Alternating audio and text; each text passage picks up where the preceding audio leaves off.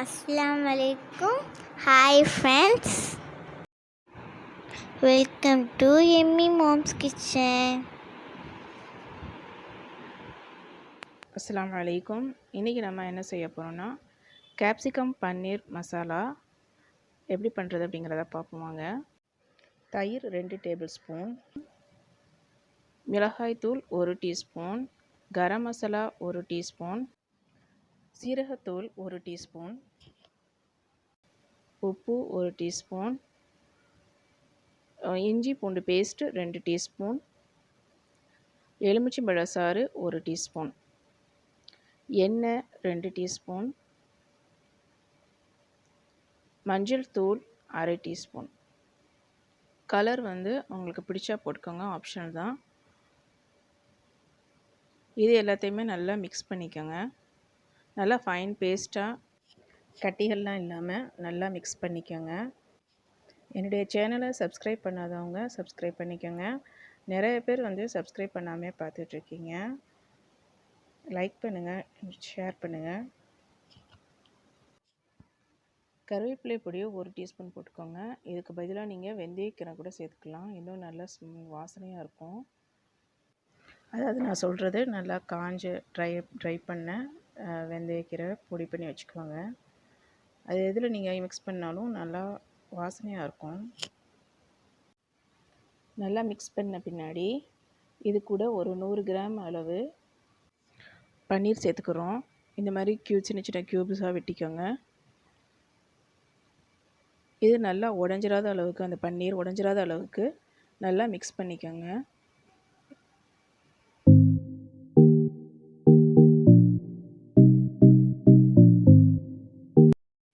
இந்த மாதிரி மெதுவாக நல்லா அந்த மசாலாக்களை ஃபுல்லாக நல்லா பெரட்டிக்கோங்க.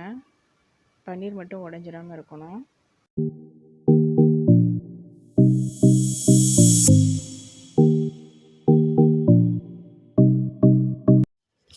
இப்போ இது கூட ஒரு ½ கேப்சிகம் சேர்த்துக்கிறோம்.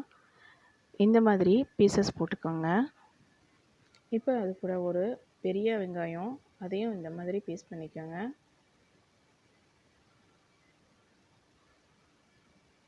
இது எல்லாத்தையும் நல்லா பெரட்டிக்கிறங்க.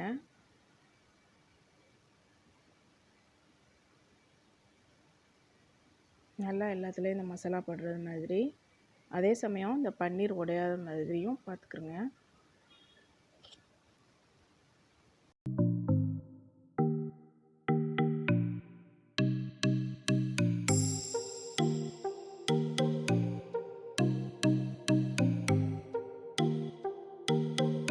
இது ஒரு 15 நிமிஷம் நல்லா ஊறட்டும்.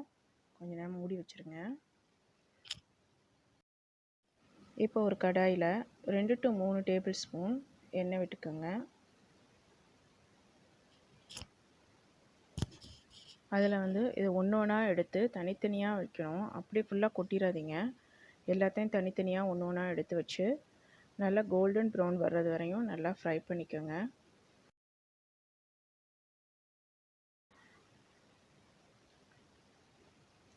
அந்த கேப்சிகம்லாம் கருவாத அளவுக்கு நம்ம ஃப்ரை பண்ணணும். இப்படி சிங்கிளாக எல்லாத்தையுமே நல்லா தனித்தனியாக எடுத்து வச்சுருங்க. இந்த மாதிரி நல்லா ஃப்ரை பண்ண பின்னாடி திருப்பி விட்டுக்கோங்க. திருப்பி விட்டோம் நல்லா இந்த மாதிரி கோல்டன் ப்ரௌன் கலரில் நல்லா ஃப்ரை பண்ணிக்கோங்க.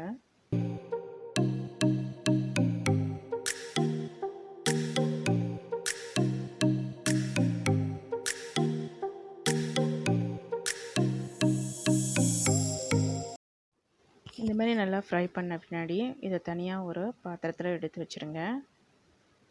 இப்போ அதே பேனில் 2 டீஸ்பூன் பட்ரு விட்டுக்கோங்க. பட்ரு போட்டுட்டு நல்லா நைஸாக சாப் பண்ண ஒரு பெரிய வெங்காயம் ஒன்று நல்லா வதக்கிக்கிறங்க. அதில் கொஞ்சம் உப்பு சேர்த்துக்கோங்க, அந்த வெங்காயம் வதங்குறதுக்காக. நல்லா சாட் பண்ணிக்கோங்க. நல்லா ப்ரௌன் கலரில் வரணும். கருவை விட்டுறக்கூடாது. நல்லா மீடியம் ஃப்ளேமில் வச்சு நல்லா வதக்கிக்கிறங்க.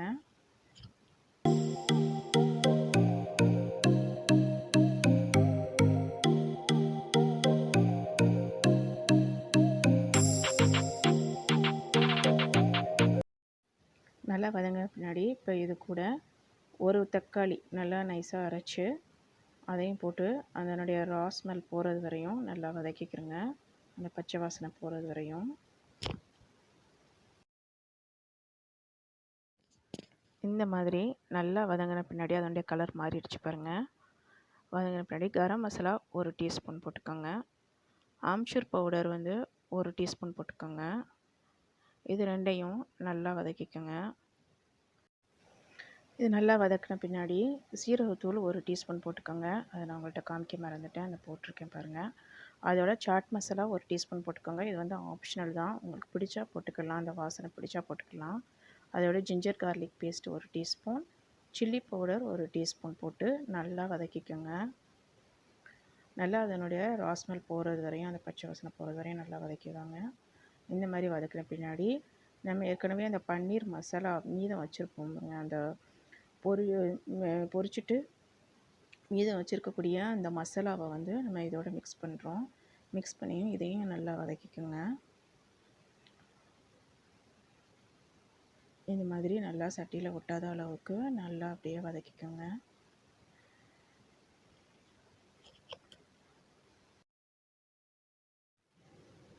இதோட 1/2 டம்ளர் தண்ணி விட்டுக்கோங்க. இது அந்த மசாலா தண்ணி.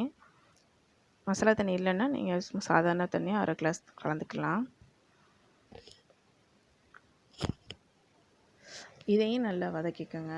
நல்லா வதக்கின பின்னாடி இப்போ நம்ம லாஸ்ட்டாக அந்த ஃப்ரை பண்ணி வச்சுருந்தோம் இல்லையா, பன்னீர், கேப்சிகம், ஆனியன் எல்லாத்தையும் நம்ம போட்டு நல்லா அதில் நல்லா பிரட்டிடுறோம்.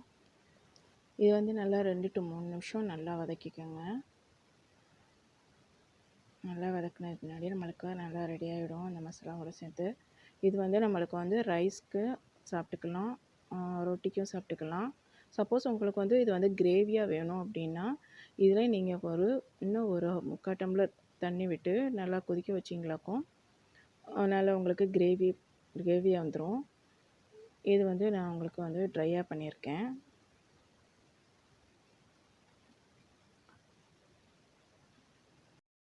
பன்னீர் கேப்சிகம் மசாலா ரெடி ஆகிடுச்சு. நம்ம பவுலில் ஷிஃப்ட் பண்ணிக்கலாம். இன்றைக்கி நீங்கள் செஞ்சு பார்த்துட்டு எனக்கு கமெண்ட் பண்ணுங்கள். ரொம்ப ஈஸியான டேஸ்டான ஒரு பன்னீர் மசாலா.